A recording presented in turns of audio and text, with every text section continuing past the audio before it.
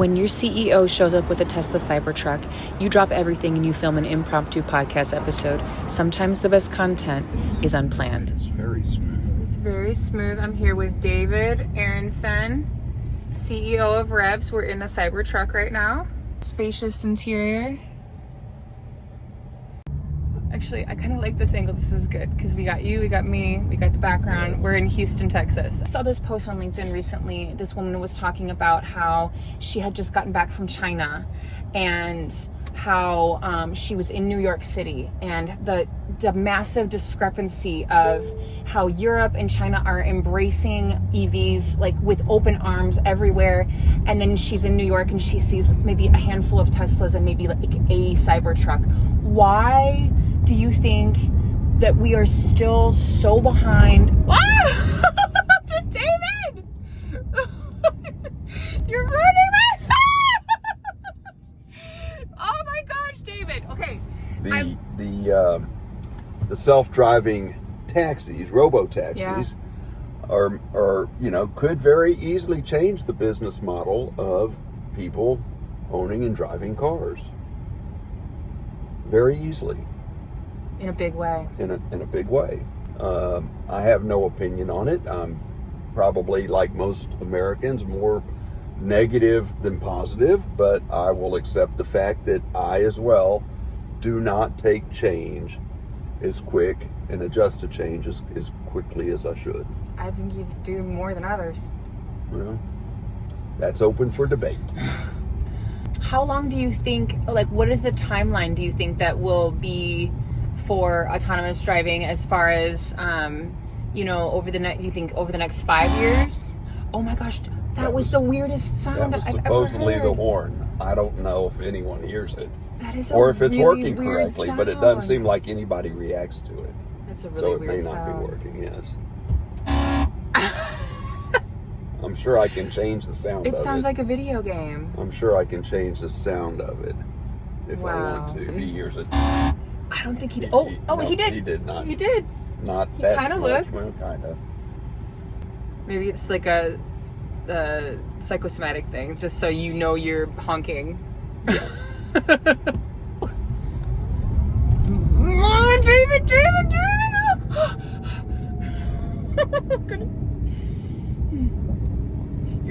I know you're testing me. This is all a test. It's all a test. You're doing really twisted. good. You're twisted.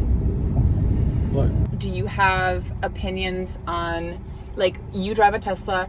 Are there other vehicle brands out there that you're interested in that you think are doing just as good of a job, or are you Team Tesla? If you had to buy another EV, would it be another Tesla? The critical things I look for is how far it can go between charges. Okay, the range. The range. Okay. Exactly. I think that and makes the sense. price. Okay. And for the price, I haven't found another car that meets the range of a Tesla. Okay. The other thing is, from people who tell me they've switched from Teslas to other electric vehicles, they find the technology is not up to par with the Teslas. Okay. Tesla keeps adding things that maybe you need and maybe you don't need, but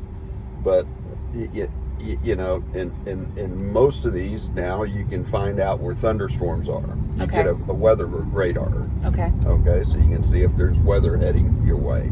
Oh, I see the weather now. Yeah. Wow. Overall, Tesla's a winner. I haven't found anything to compete with it yet, although I'm very glad we now have 140 different models of electric vehicles available in the U.S. Mm-hmm. And when we started REVS 4 years ago, there was only about 20. Wow. So different strokes for different folks. I've driven in a number of different electric vehicles, and including the Mustang Mach-E, the Kias, and I find them all to be very attractive vehicles. What about the Ioniq? You said you were in an Ioniq too? And an Ioniq. You said it was good, It was great. Yes, it was great. I enjoy not going to the gas station to refuel my vehicle. Okay. That's the thing I enjoy most about driving an electric vehicle. And you charge overnight? Every night or how often? No, about every 4 days, depending on how much I drive.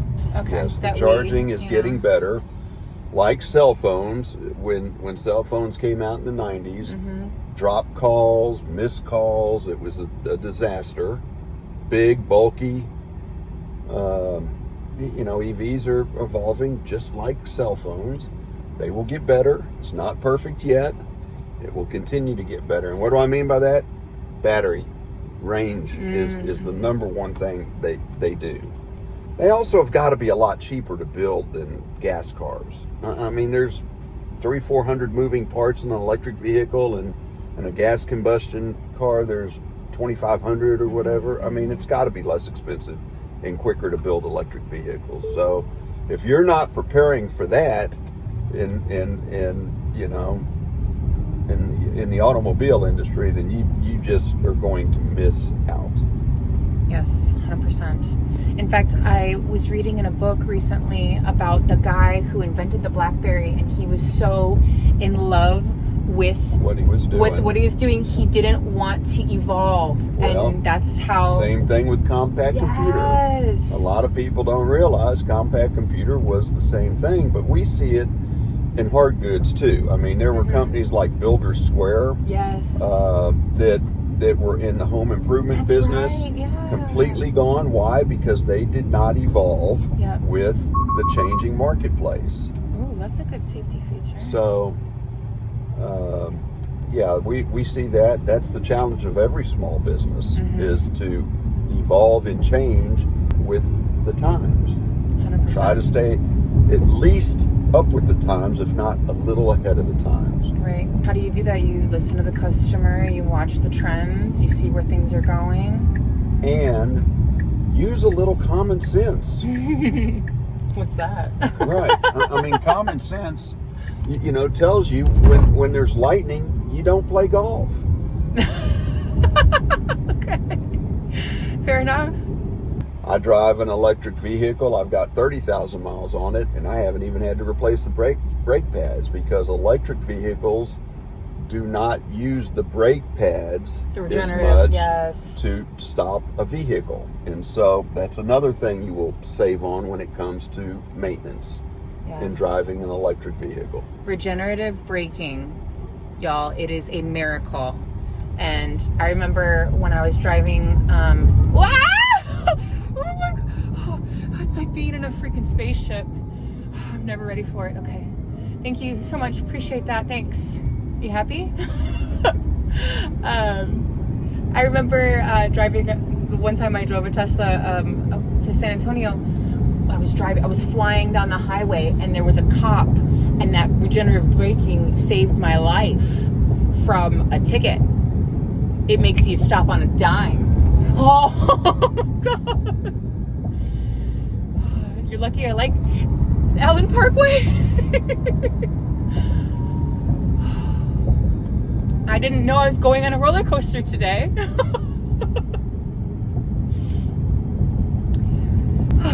Killing me, David. Killing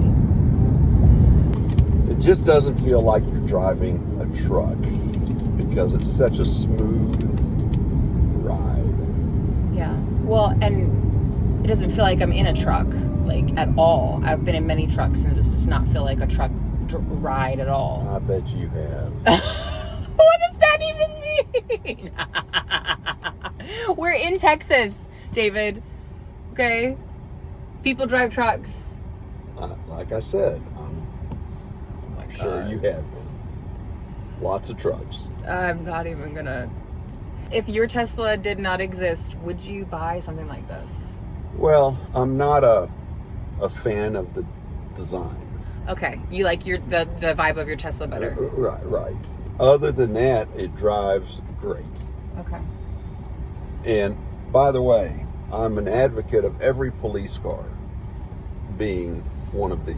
Really? They're bulletproof. Yeah, it would be good. So, yes, these are probably safer vehicles for police to drive around in. I definitely believe that these were made with that intention. Well, it wouldn't surprise me.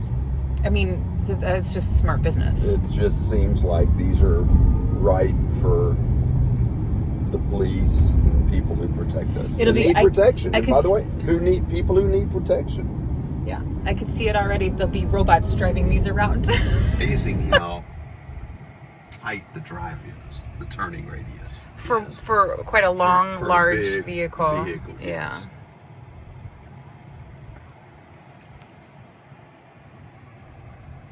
Oh wow, I like how they line it up for you so you can really see. Thank you so much, David. It was a pleasure to have a joyride in this Cybertruck. And y'all have a wonderful rest of your day.